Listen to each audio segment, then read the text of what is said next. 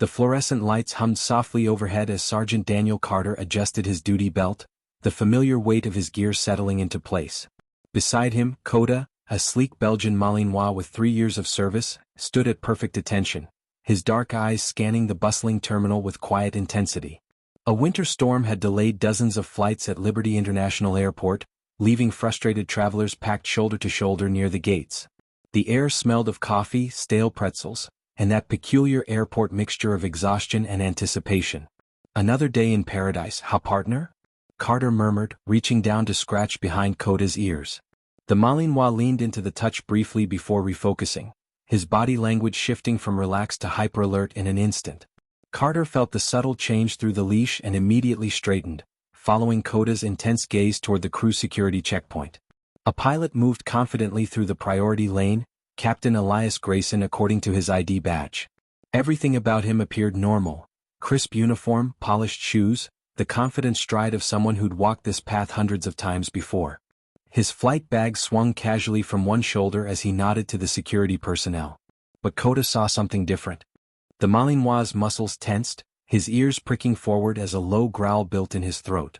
Before Carter could issue a command, Coda erupted into sharp, insistent barks, lunging forward to block the pilot's path.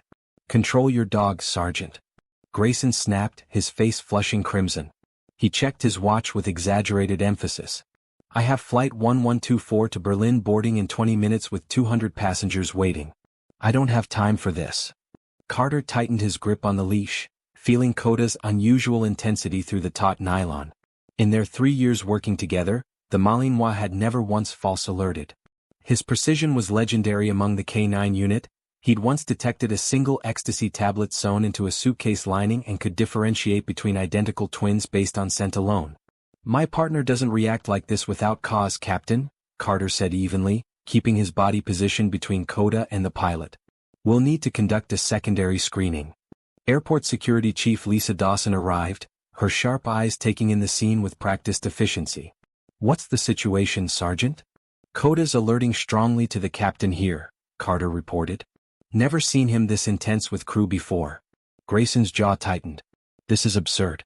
Your dog's having some sort of episode, and you're delaying an international flight over it."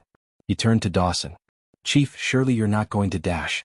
"Protocol allows for random additional screening of all personnel," Dawson cut in, though Carter could see the hesitation in her eyes. A delayed flight meant angry passengers, corporate complaints, and paperwork no one wanted to deal with. As the argument continued, Carter noticed what others might have missed: the faint tremor in Grayson's hands, the way his breathing had quickened almost imperceptibly, the sheen of sweat at his temples despite the terminal's cool air. Coda sensed it too, his alert posture unwavering. The private screening room felt claustrophobic under the harsh fluorescent lights. TSA Specialist Mark Ruiz methodically examined Grayson's credentials while Coda maintained his vigil by the door, his dark eyes never leaving the pilot. "Everything checks out," Ruiz confirmed, comparing the ID against their database. "Captain Elias Grayson, 14 years with Atlantic Airways, all certifications current." Grayson crossed his arms. "As I've been saying. Now can we end this farce?" Ruiz began examining the contents of the flight bag: standard manuals, navigation charts, a protein bar, spare epaulets. Nothing unusual. But when he asked Grayson to remove his uniform jacket, Carter noticed the pilot's hesitation, the way his fingers lingered near the left lapel. Coda's sudden bark shattered the tense silence. The Malinois lunged toward the discarded jacket, pawing insistently at the left side. "What's he doing now?" Grayson demanded, his voice rising half an octave. Carter's instincts flared. 6 months earlier, Coda had detected cocaine stitched into a suitcase lining using the same alert pattern. "We need to examine this more closely." Ruiz scanned the jacket with a portable imaging device. At first, nothing appeared unusual. Then, as the scanner passed over the left lapel, a faint shadow appeared on the monitor, something thin and rectangular embedded within the fabric. "What is that?" Dawson breathed, leaning closer. The technician adjusted the settings, enhancing the image. "Some kind of microchip or thin electronic component. Definitely not standard issue." All eyes turned to Grayson, whose face had gone pale. "I want a lawyer," he said hoarsely. As Ruiz carefully extracted the device, no larger than a postage stamp but thinner than paper, FBI Special Agent Naomi Reyes burst into the room. Captain Elias Grayson is actually Elias Voss, she announced, flashing her badge. Ex-military, dishonorable discharge for extremist ties. Wanted in connection with a failed terror plot in Madrid 3 years ago. Voss reacted with startling speed, lunging toward the door despite being surrounded. In the scuffle he managed to bite down on something in his mouth. Suicide pill. Reyes shouted as medical personnel rushed in. The next hours passed in a blur. Flight 1124 was evacuated while bomb squads swept the aircraft. Beneath the co-pilot's seat, Coda alerted again, this time to an explosive device cleverly concealed within the seat's hydraulic mechanism. Enough C4 to blow through the cockpit floor, the lead technician confirmed grimly. At cruising altitude? Would have been catastrophic.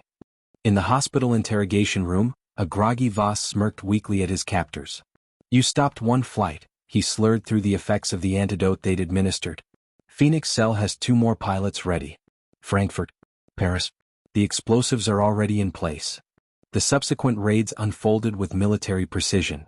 A SWAT team stormed a nondescript warehouse near the airport, where they found Anya Petrov, a known arms trafficker, desperately trying to destroy evidence on a laptop. Coda led investigators to a hidden panel in the wall containing 20 more explosive devices identical to the one found on the plane, along with detailed blueprints of major European airports. 2 days later, Carter stood with Coda in Liberty Airport's executive briefing room as Director Helen Pierce addressed the press. Cameras flashed as she detailed how the coordinated efforts of the Canine unit, TSA and FBI had averted synchronized attacks on 3 major international flights.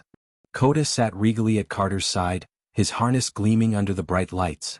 To him, it was just another day's work, another scent identified, another threat neutralized.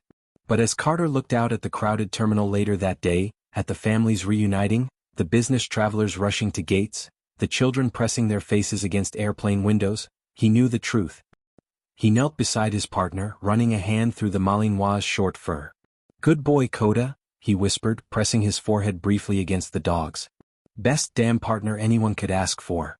Coda responded with a single wag of his tail before refocusing on the crowd, his nose already working, ever vigilant, ever ready for whatever came next.